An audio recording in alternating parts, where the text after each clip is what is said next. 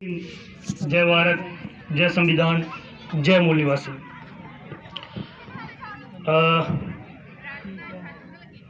दास ने साढ़े वड्डे वीर ने मेरे बारे दस दिता है, मेरा परिचय। तो मैं एक बार होर दसदा, पवन कुमार लोनी मेरा नाम है और जम्मू कश्मीर दे डिस्ट्रिक्ट कठुआ तहसील हीरानगर का निवासी हाँ। तो हुणे ही अहीं प्रवचन सुना दे है बाबा जी दे, तो बहुत ही मिठी और सुरीली आवाज़ दे विच उन्होंने अपनी जिहड़ी जगत पिता श्री गुरु रविदास महाराज जी की बाणी ही उहदा उच्चारण किया। तो उन्हों का जी आई नूं वेलकम करदा है दास, उनके चरणों विच नतमस्तक होंदा है, क्योंकि ये महान शख्स ने कि संतां का कहना है कि ऐसा काम कर जा जो भूले ना जमाना। तो वो महान शख्सियत साढ़े विच गुरदासपुर तो आए दे रविदास सोशल वेलफेयर सोसाइटी के प्रधान मेरे बड़े वीर देसराज जी और जोगिंदरपाल सर जी, और महान शख्सियत इस ही पिंड दी कि जिहड़ी इस पिंड दी एक डोगरी च गल है कि दिए थल्ले नेरा। यह अक्सर गल बोली जाती है और साढ़े अपने मन विच भी है, मेरे पिंड विच भी है, दिए थल्ले नेरा बिल्कुल है। और इत्थों का मैं नहीं जानता कि रोशनी है कि की है, पर लेकिन JNK दे विच रोशनी जरूर की दी है।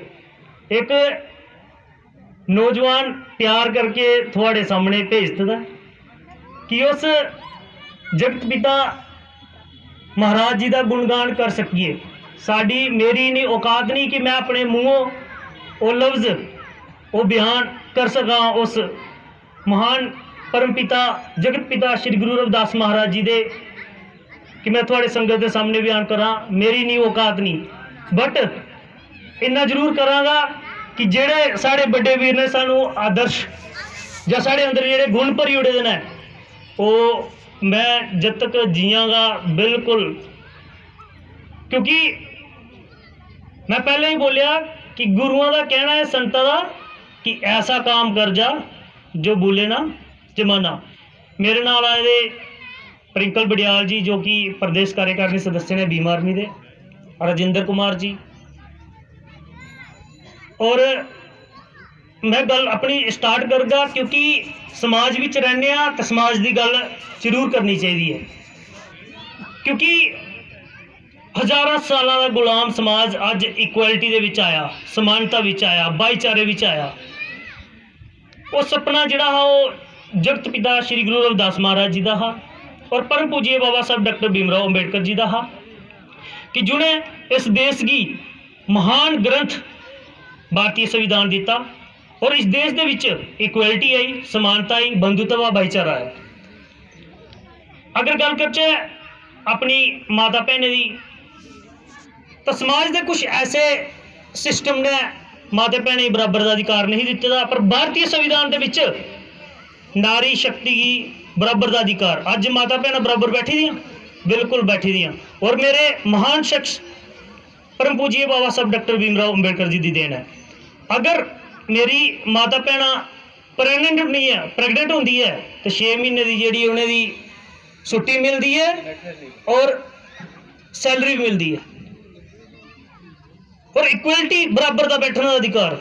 अगर असें केस ऑफिसर हाँ या DC हाँ या हूँ DDC हाँ, पिंड के सरपंच ही ला लो, कुर्सी मिलती, आओ मैडम जी बैठो। जिस समाज की धी भैन की पैर की जुत्ती समझा जाता है, उस माँ भैन की अज बराबरी का दर्जा दिता है। क्यों ना अस उस महान शख्सियत के गुणगान करचे। अगर अस काम घर का करने, अपने परिवार की चलाने या अपने रिश्तेदार का आया गया जी आई नूं करने, उहदे कन्ने कन्ने अज समाज की गल भी जरूर करनी चाहिए है। क्योंकि एक बंदे नाल मेरी गल हुई तो कहंदा, मैं क्या अंकल जी हुण तुसीं रिटायर आ गए हो, सूबेदार रिटायर आए हो, तो हुण तुसीं मतलब अपना थोड़ा जिहा सोसाइटी दे विच योगदान देना चाहिए। क्यों ना समाज दे विच उस दबे कुचले समाज तक भी पहुँचा जाए जिन्हें कि 2 वक्त का रोटी नसीब नहीं होंदी, वो परिवार अपने बच्चे की पढ़ाई नहीं सकता, क्यों ना उस समाज की अगे बढ़े, साढ़े कन्नै बराबर का उदा योगदान होए, क्योंकि वो बराबरी संतन आखी। गुरु रविदास जी ने आख्या कि ऐसा चाहूं राज में जहां मिले सवर्ण को अन्न, छोट बड़े सब सम बसे रविदास रहे प्रसन्न। ऐसा नहीं है कि अस रिटायर आई हैं जो साढ़े बच्चे भी सैटल होइए कि वो कहता कि पुत्र मिगी तो जरूरत ही नहीं है, मिगी कोई इंटरस्ट नहीं है बाबा साहब दे या गुरु रविदास जी दे, क्योंकि मैं आपू सैटल हाँ, रिटायर हाँ और मेरे बच्चे भी सैटल है, मिगी तो जरूरत क्या नहीं है, मिगी इंटरस्ट नहीं है, मिगी इंटरस्ट नहीं है इहदे कम्मे दे विच। ताश खेडने का इंटरस्ट है, पूरा अपना दिन वेस्ट करने का इंटरस्ट है, पर लेकिन जिसे गुरु की बाणी की गल आए, गुरु रविदास जी की आए, बाबा साहब की आए, मिगी इंटरस्ट नहीं। मैं क्या ठीक है जी, मैं क्या तुसी एक काम करिए अनोखा कि जेड़ा आने वाली पीढ़ियां, आने वाली नस्लें तुहानू याद करनियां। कहता जी मैं वेल सैटल हाँ, मेरी 3 मंजिली कोठी है, मेरे बच्चे एक चंडीगढ़ सैटल आ, एक दिल्ली सैटल आ, तो मिगी कोई जरूरत ही नहीं है, मिगी इंटरस्ट नहीं है बस। मैं क्या जी एक जानवर भी पैदा होंदा और एक इंसान पैदा होंदा, ठीक है, क्योंकि गल केड़ी बाबा साहब दी उन्हें आख्या कि मैं समाज की डंगरां तो इंसान बनाना, पर लेकिन अस नहीं बने। वो कि'यां नहीं बने, मैं एग्जाम्पल पेश करा, क्योंकि मेरा एक्सपीरियंस है, 30 साल का एक्सपीरियंस है और मेरी 2 बेटियां ने। मैं एक गल आखना कि एक इंसान पैदा होंदा, एक जानवर पैदा होंदा, ठीक है, और जानवर की करता है कि दूर जाता है और शामी आनिए आपू भी ढिड भरदा और अपने बच्चे वास्ते मूँह में चोगा ले आंदा और बच्चे खिलांदा। एक इंसान की करता है, दिहाड़ी धप्पा लांदा है या अच्छी जॉब करता है या कुछ भी करता है, सवेरे जाता शामी वापस आंदा। सेम पंछी भी हुआ कर रहा और अस भी हुआ करा दे। फिर बंदा इंसान की करता, पैसा जोड़दा, सीमेंट लिया, सरिये लिया, मकान बना, 3 मंजिली बना, कोई मारा मत 2 कमरे भी बना जरूर, पर लेकिन पंछी जड़ा है वह भी मेहनत करता, वो दूर जाता, कोई तीला लिया, कोई माड़ा भरा खब्बल का तीना ला लेंदा। पंछी घोंसला बना बड़ा अच्छा, बहुत अच्छा घोंसला बना, पर लेकिन ना असें वो घोंसले जाना, ना साढ़े महल के आना। अस 3 मंजिली बनाइए, 4 मंजिली बनाइए, पर लेकिन उन पंछी ही अपना घोंसला प्यारा लगता, बड़ा खूबसूरत, क्योंकि हम साड़ी 3 मंजिली की करना, वो घोंसले नेरी हो, चिक्कड़ हो, कुछ भी हो, वो घोंसला जोड़ा उहदे अपना जीवन व्यतीत करता और परिवार भी बढ़ाता। अगर असें मेरी 2 बेटियां ने, मैं किहड़ा अनोखा काम करी ओड़िया, पर पंछी भी परिवार बढ़ाता, वो भी परिवार बढ़ाता। असें अनोखा काम किया केड़ा,